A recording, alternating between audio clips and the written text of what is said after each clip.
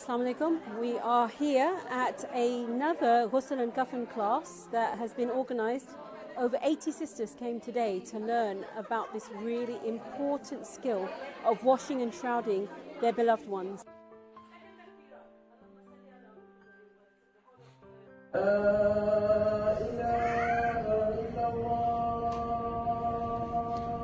Lead at Syria Relief and Action for Humanity. That really is just a fancy title to describe that I lead deployments in conflict and society. I had to get this because, somebody else is putting hijab on in a very poor. Oh, sorry, the point. Get the point. That's right. Get the point. Why is this important?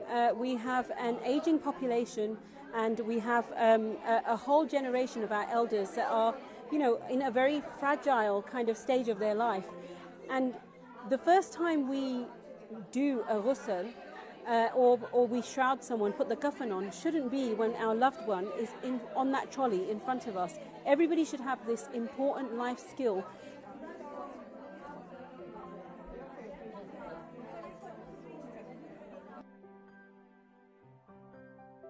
On to the undertaker that would take them to the masjid, and they would arrive with everything in.